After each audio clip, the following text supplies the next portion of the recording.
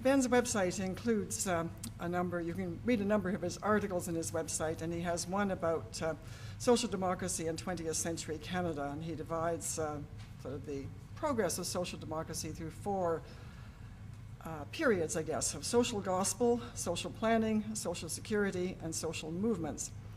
So I thought about my own family in relation to that. I come from a conservative academic family, and I have a grandfather, a Methodist minister, who would certainly have fitted into the social gospel part, although he couldn't handle the Winnipeg General Strike. That was too much for him, too radical. My father, I think, went to a couple of meetings of the League for Social Reconstruction in the 20s, but also thought that was far too rich for his blood and moved back. And I did become involved in 1970 in a number of social movements in this province, in the women's liberation, in revolutionary socialism, anti-war, union activity, and the NDP. And I want to give some sort of sense of what all that felt like and what it meant for me as a very kind of ordinary representative, I think, of those processes. But I want to first just make a little comparison or show a parallel. I got involved in radical politics quite late, at 29.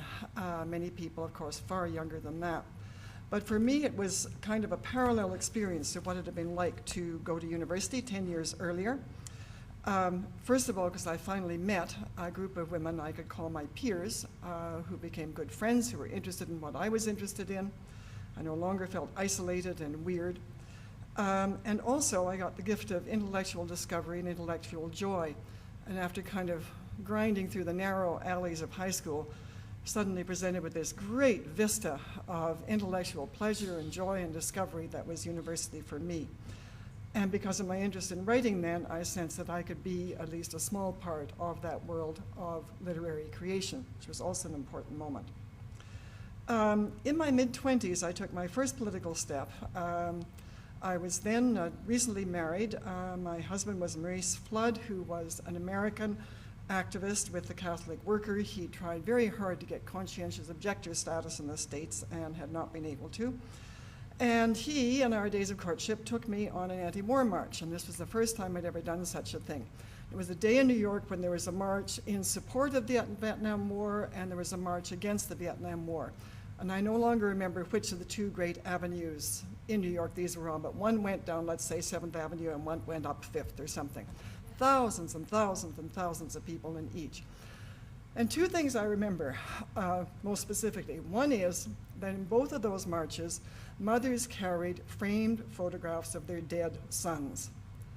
And I saw it, I guess, as two ways of carrying grief. I've never forgotten that. The other thing was that I remember very clearly the moment in which we stepped off the sidewalk and went into the anti-war demonstration, stepping off the curb into that action. But it was still a number of years after that before I became anyway politically involved. Maurice had that history already.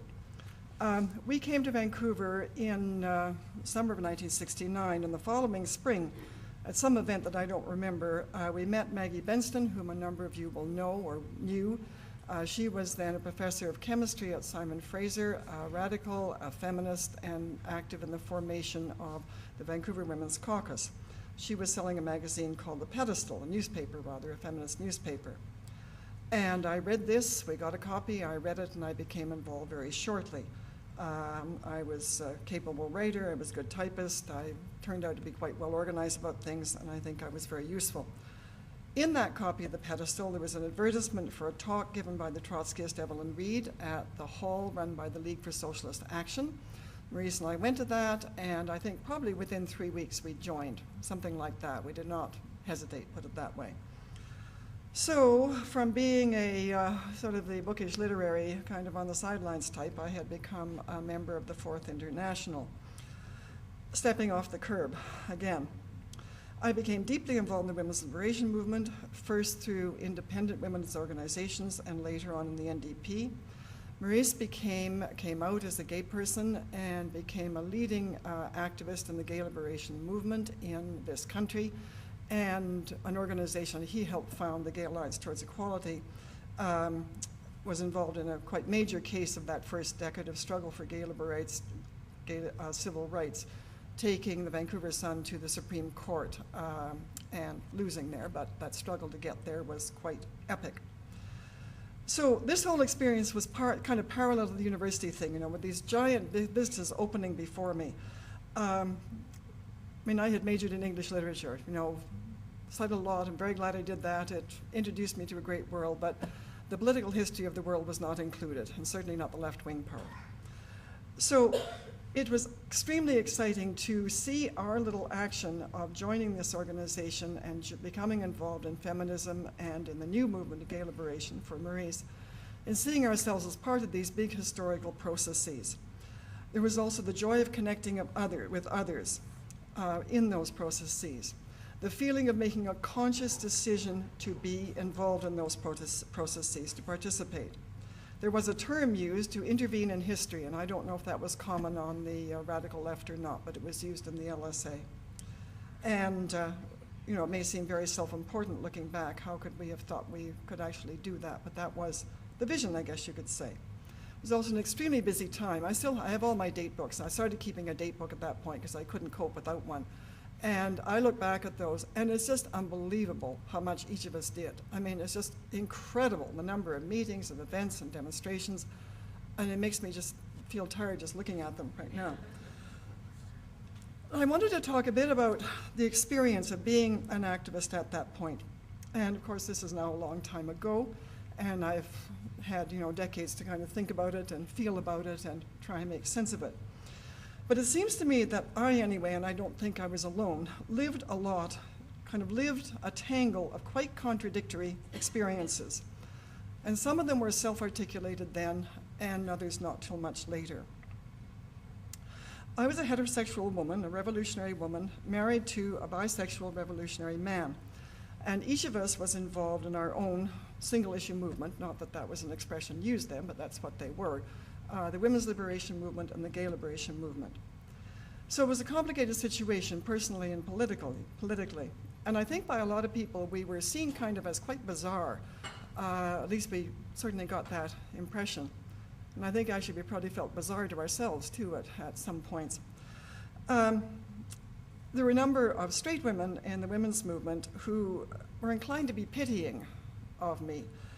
And I had a couple of friends who were lesbians who at one point took me aside in a very kindly way, kind of asked why I was still living with a mutant. And then on Maurice's side, in the gay liberation movement, there were a number of activists who couldn't hack the fact that a bisexual male who actually lived with a woman defined himself as a gay liberationist. It was felt that he wasn't truly so, I think. And it was kind of ironic, too, because for a long time in gay, he was the only member who was fully out all the time. So it was contradictory. Then when we had children, it was even more so, and there were a lot of people who had a real hard time with that, too, I must say. And I think looking back, for all the fact that these were revolutionary and liberatory movements related in part to human sexuality, it was a much more categorizing time than now, even among those who were trying to be liberatory, put it that way. Also the contradictions of being a member of a revolutionary socialist organization. Within the organization, the older comrades especially had a hard time dealing with the arrival of women's liberation, and they really could not handle the gay liberation movement at all, or very little. When I became pregnant the first time, I would say there was not quite universal horror in the League for Socialist Action, because it was seen as kind of a bourgeois thing to go and have babies. And it was time wasting, it was taking you away from the struggle, you wouldn't be able to concentrate, which is of course certainly true. And there were only a very few, and those are mostly the older women in the organization, who were very supportive, wholly supportive, and I will always be grateful for that. But in my years in the LSA, which was 1970 to I think 1975, the women's movement certainly did become much more fully accepted, much more fully integrated. There weren't those things about this being diversionary or whatever. With gay liberation, it was very different, and that eventually, in kind of a sideways fashion, led to Maurice and I leaving the organization.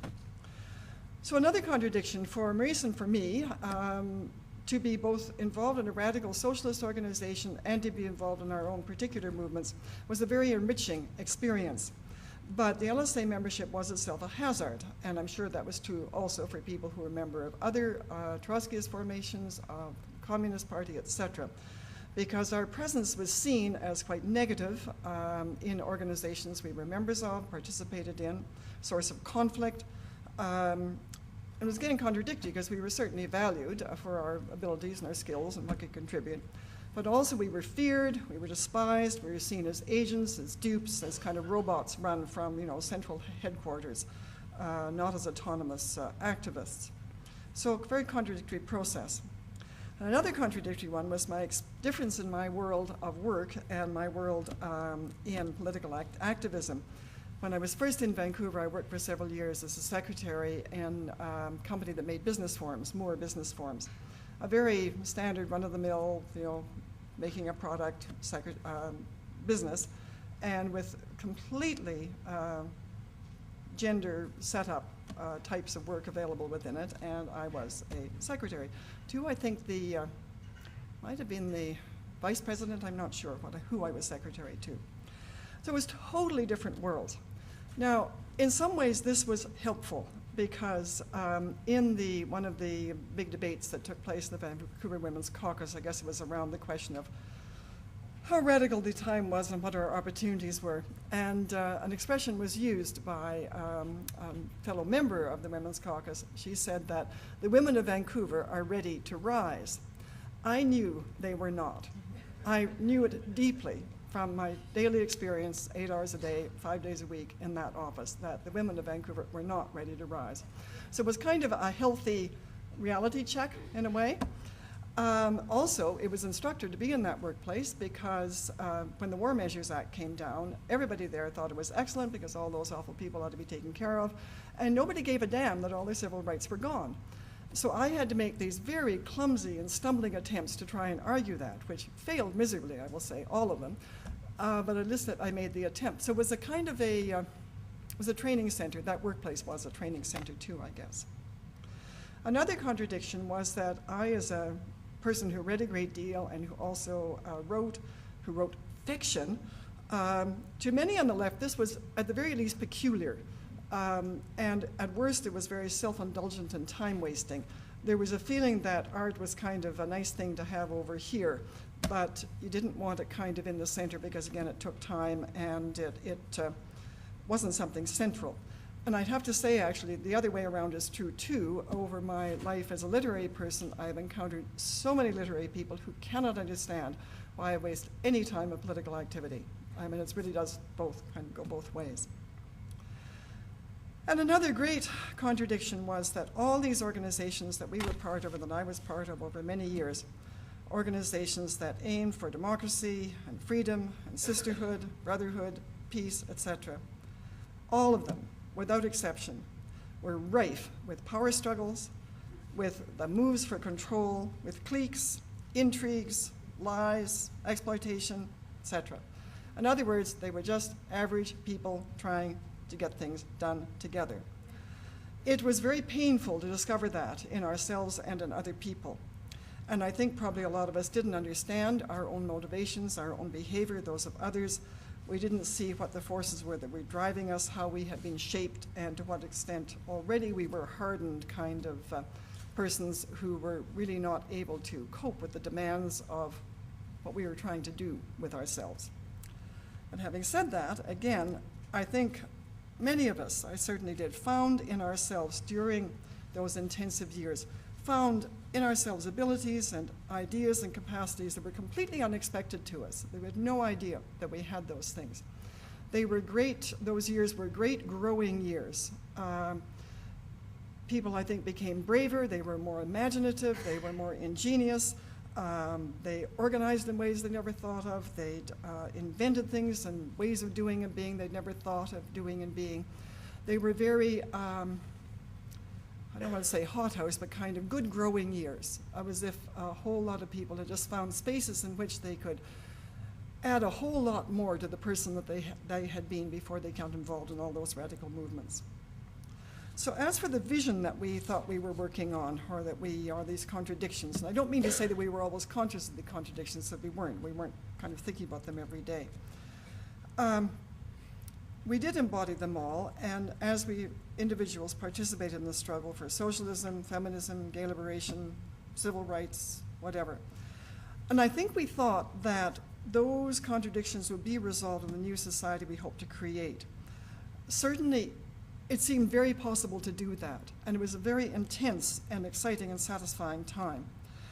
And there's several reasons, I think, particular reasons why that was so. One is it was an international movement, and we were so conscious of that. And I see that also in the Occupy now, you know, their awareness that you're not alone. There are groupings like this all over the world. Secondly, that there was such a sense of possibility because there were achievements. The Vietnam War did come to an end. The abortion laws were changed. There were protests and organizing people. The gay liberation situation improved. The situation of girls and women in education and the workplace improved. Things did happen. We saw that. There were achievements. And the other thing was that part of that was a whole world of artistic creation, from the very minor to the very major, of magazines and songs and musics and nonfiction and fiction and movies and media that reflected us back to ourselves. There was a way in which our reality was out there in visible terms. Now, we, of course, assumed that it was all going to go on getting better and more, and we were finally going to get wherever we thought we were going. And I think that was actually quite general. I mean, I wasn't a politically sophisticated person, but I think I did believe that. But I think many other people did too, because what we were a part of felt so large and powerful, it was hard to imagine that it could not kind of keep on rolling and getting bigger and stronger. So obviously we did not fully understand the powers arrayed against us. We only understood part of how they worked, I think, and we also didn't understand our own limitations. And maybe in some ways it's just as well we didn't, because otherwise we wouldn't have done even what we did. But having said that, I'm really glad I stepped off the curb. I got involved in a major social political process of the time that I'm spending on this planet, and it changed me forever.